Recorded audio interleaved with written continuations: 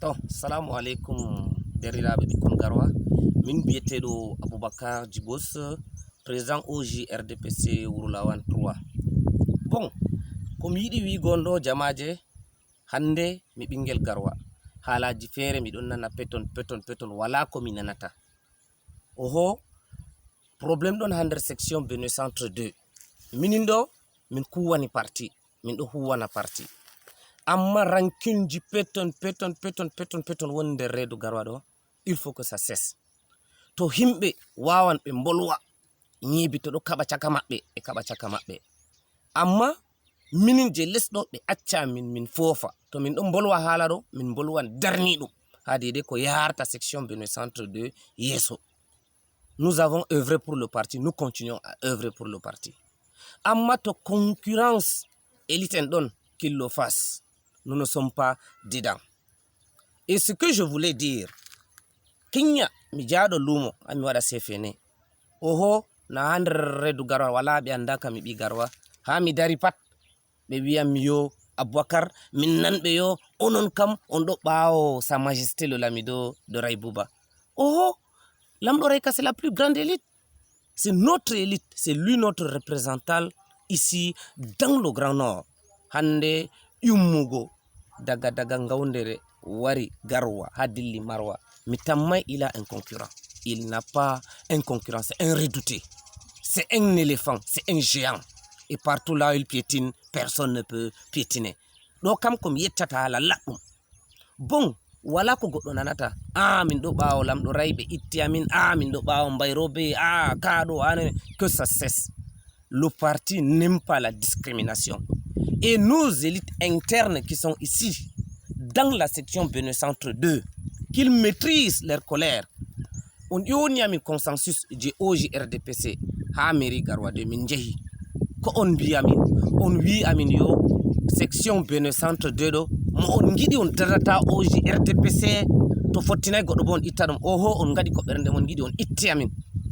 Mais ce que je vais vous dire, il y a une chose, ne faites pas l'amalgame de langage. Ko on gatta fere ko nyuki ɓawo man fere. Mi jaɗo lumo wala ko ɓe wiyayam. Min ɗon nana ɓe wi que lamɗo ray yiɗi wargo ika garwa noy wattako min dari ɓawo Saydou Alaji Adamu ɗum suka mbayrobe. Mbayrobe ɗum suka lamɗo ray wala ko min nanata. Amma ko mi wawata mi tindina hunde ɗo gotel. Gonga ɗo ɗum belɗum. Mi yiɗi mi explique na population garwa hala laɗɗum. Lamɗo rayɗo go'o tagge juuɗe. Il est d'abord le vice-président du Sénat. Deuxième, il est le vice-président du droit de l'homme. Troisième man kanko wiyete régional parti RDPC ha nord. Tati ɗo he'animo. En plus, il est encore le Lamido de Raibouba. Donc, iko mako je nder redu garwa ɗo je o personnalité Cameroun cakɗo ton mana he'i. Cameroun ha nder juuɗe mako woni, Cameroun nder juuɗe lamɗo ray woni. Le vice-président du Sénat, c'est pas une petite personnalité. C'est un redouté, c'est un éléphant. Hande ko ha ladde a yehi bo ñiwa ɗo na huɗo ñamata, amma to ñiwa wari ɗo sala kana Baba Ladde to ɗo wali umman, malgré qu'on dit que o Baba Ladde o umman o sotta. Ñiwa sala to dili Baba Ladde tawi babal man ɗo welimo bo wara wala. C'est un redouté, il n'a pas de concurrent, je vous le dis. Hande ɓe wi c'est la personnalité du Nord, la plus haute dans le RDPC.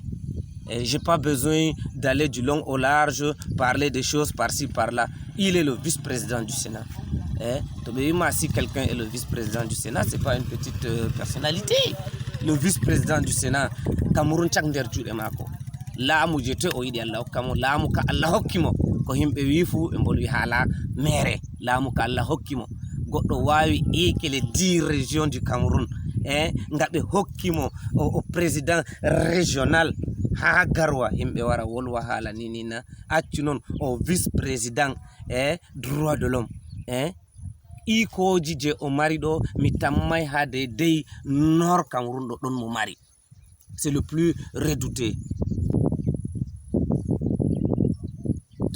jamaje miɗo yecca on mi yehi mi nani haalaji bon min kam mi jaɓi nde kamɓe ɓe waɗi parti maɓɓe min kam ko nde ɓe ittiyam nder section Benue Centre 2 ba ɓe ittiyamin président en man ɗo je min tokki Seydou Adamou Alhaji ngawɗo be mbayroɓe ɗo lamɗo be lamɗo rayɗo mi jaɓi amma mi milita nder RDPC bano ɓe wayi ɗo ɓe wawa andugo daga hande habre ka ɗon min ɗon jada min accata haɓugo daga hande bo miɗo yecca on to hande ɓe wiyam lamɗo ray ɗo wara garwa mi ɗiya dara ha aéroport ko feere am be RDPC to ɓe wiyam mbayroɓe ɗo wara mi yahan to ɓe wiyam Seydou Voici ɗo warta mi yahan ɗo ka ɓe wawa andugo militantisme ɗo c'est question de droit. Je suis un citoyen comme j'ai le droit de militer dans quel parti dont je veux et je veux militer dans le RDPC. Min kam be mon kam ɗum geetan yata yaɓa tufa itta sakkina ɗo tokkima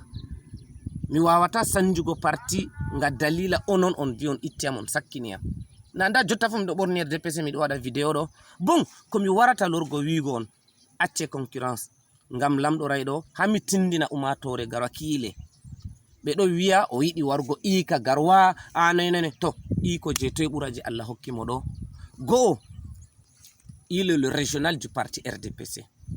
Le parti RDPC, le régionalisme qu'il occupe, kanko mari garwa, kanko mari rayman, kanko mari poli, kanko mari mayoluti. Naido bedo notinamo. Ha nder naido, il y a combien de militants? Il y a combien de départements? Il y a combien de arrondissements? Il a 4 élites départementales. Dans chaque département. Hande Mbayrobero kanko départemental. De la Benue, kanko mari département de la Benue. Lamdo raydo darnde mako je dari ha régional RDPC do kanko wiete fotan be gouverneur kanko ka gouverneur de parti RDPC to sotti to ton to en jippi ha les Mbayroɓe ɗo kanko o fotan be préfet kanko o préfet parti RDPC hande habre jen habata je section Benue Centre 2 ha ɗo yiɗi wigo ba sous préfet nigo est ce que sous préfet foti ya dara tappa yuɓɓira yeso gouverneur na jamaje himɓe ɗo waɗa amalgam min ka kom wata mi yecca on ƴoni am en yehi consensus min hollini on haala laɗɗum na ɗum kuudi na ɗum lakir na ɗum noy min wi on ƴona tous les 42 présidents OJ RDPC la sous-section Benue Centre 2 dans une salle si c'est un consensus les candidats potentiels se présentent ɓe yecca amin projet politique maɓɓe ɓawo man on hokka amin papillonji moi fu winda inde candidat muɗum mo ɓuri voix joɗa président section mo deuxième joɗa vice mako nana hallende c'est une vérité il faut la démocratie il faut la transparence politique on wi wattako to fottinayi goɗɗo ɗo on ittamo bon on gaɗi ko ɓernde mon yiɗi amma mi yecca non hande rapport mon yumman ya ha Mbayroɓe au départemental to yummi ha Mbayroɓe loran hamo on wayiɗo il est toujours concurré mais jamais égalé. Le Lamido de Ray reste l'unique élite, le numéro 1 dans le Grand Nord. Il est un redouté, c'est comme un éléphant qui arrive. Hande comme wata mi yecchado, monsieur le maire Garwa 2, a hebi section, mi salai, amma tu es trop jeune. Notre rang, c'est à égalité, c'est à hakila. Rang je comme wata mi tindina mado, hande, darnde lamdo Ray do baniwa. Mbayroɓe on lartaro o baba ladde.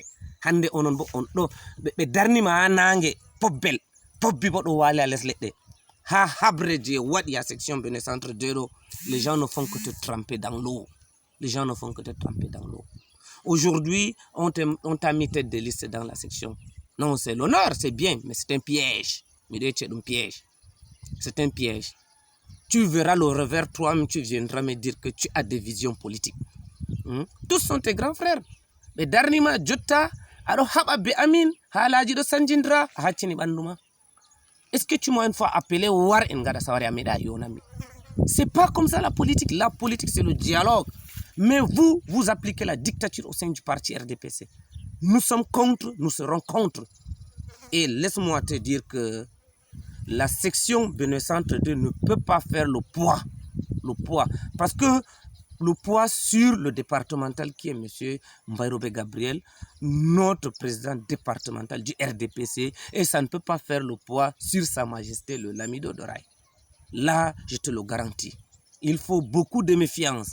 Il faut beaucoup de méfiance. Tu as déclenché une bagarre qui n'aura pas de limite. Nous, moi personnellement, pas nous, moi personnellement, je serai dans la section Benoît Centre 2, mais les deux dont vous n'aimez pas là, c'est avec eux que nous allons marcher. Nous allons œuvrer dans le parti de leur côté, mais pas en votre côté. Moi, je ne vous le cache pas et je suis sec. Je ne change pas de place. Élection. Ça veut dire que vous n'avez pas confiance en vous. On y est horemon. On y a élection. On sali. On y est horemon. Kadi min pamarum doni mi chanja élection on sala. Na boli dam lat on hiriti. On andi boli dam lat. Donc, cependant, comme telle est votre décision, vous avez fait ce que vous voulez. Minin bomin achata tokugo mbayrobe min achata tokugo lamdoray. Min kam hande lamdoray andakam mbayrobe ro o andiam je gite non parce que je suis un militant, tout le temps il me voit. Amma jotta kam mi do rena nde be warata pat mi do totton. En achata wondugo babal gotel kam. Amma min bo hami darro on anda mi sottata kayim décision am. Salamu alaikum. Mi yetti on. Merci, à tout à l'heure.